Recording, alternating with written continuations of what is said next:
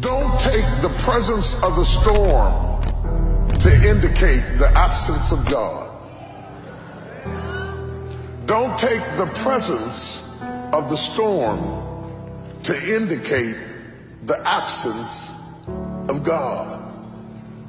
Sometimes when you enter into a storm, and there are all kinds of storms, health storms, physical storms, financial storms, emotional storms. There are all kinds of storms. I'm not talking about the storms that rain down water and the lightning and the thunder and all of that. I'm talking about storms that other people can't see. Undetectable storms. Storms that make people think you haven't been through anything.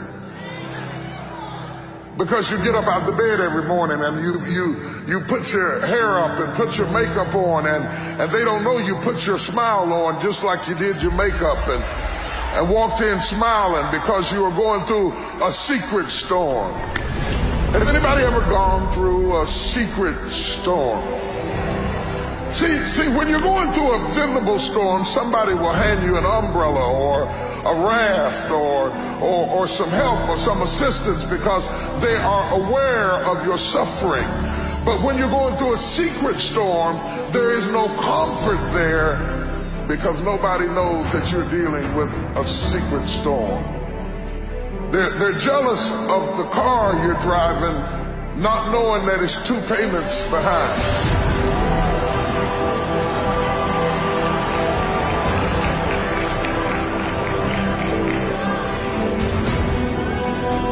They're envious of the position that you were promoted to, not knowing that now that you're promoted into that position, you can't even rest at night.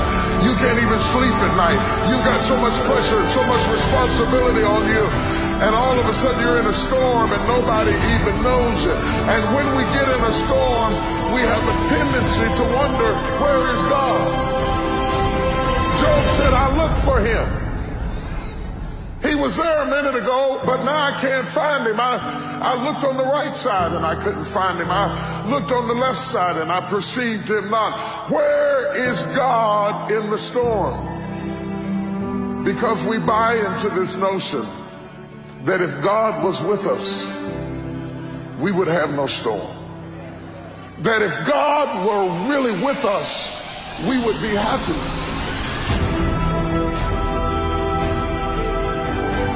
That if God were really with us, everything would go smoothly. That if God were really on our side, we would have no family problems. If God were really with us, our bills would be paid. How could God be with us and us be in foreclosure? How could God be with us and we have cancer? How? Job said, I can't figure it out. How could my kid die and God be with me? How could my house be on fire and God be with me? I looked for him. I looked for him. I didn't see him. I didn't see him. I looked on the right. I didn't see him. I looked behind me. I didn't. You said you had my back. I didn't see him. I looked in front of me. I thought he'd lead the way. I didn't see him. But you cannot see in a storm. That's why he told you to walk by faith and not by sight.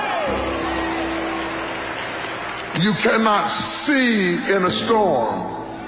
Don't look for God to be sensual in your storm. He will not appeal to your senses. Your senses add to your comfort. God will not make you comfortable in your storm.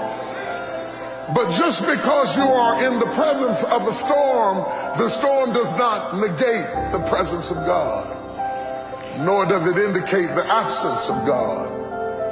In fact, if you really want to see God do his best work, get in trouble. I know you think God does his best work when you're dancing in the church and you're clapping and you're raising your hands and all of that stuff.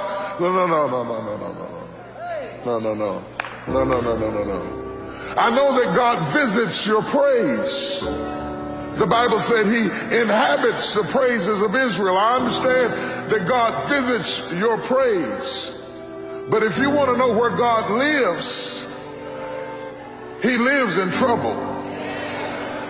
The Bible said he is a very, very present help in the time of trouble. If you're looking for God, he's in the storm. He may not be saying anything, Peter. You may find him asleep on the boat in the bottom of the ship, but don't think that he jumped off the boat because you were in a storm.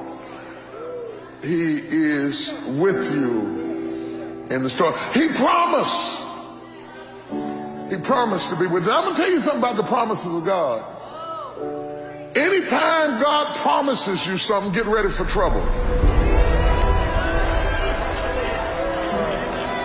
I know you haven't heard it taught that way, but I'm going to rock your world this morning. Anytime God promises you something, get ready for trouble. I never promised the obvious. I never promised the obvious. You never promise the obvious. You give a promise when you know that something is going to come to make you doubt.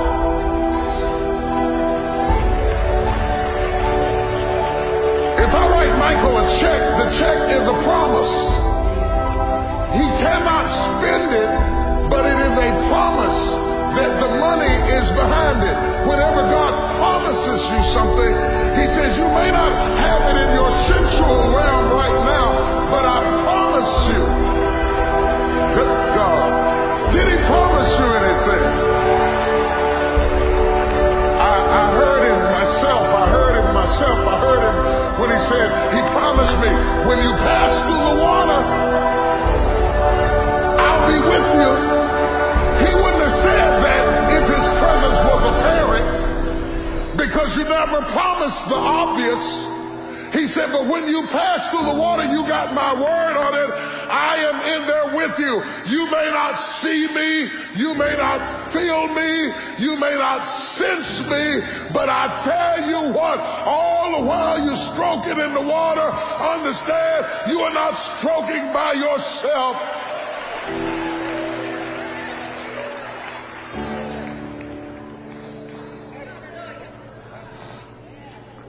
Don't be so aware of the storm that you lose awareness of the God in the storm.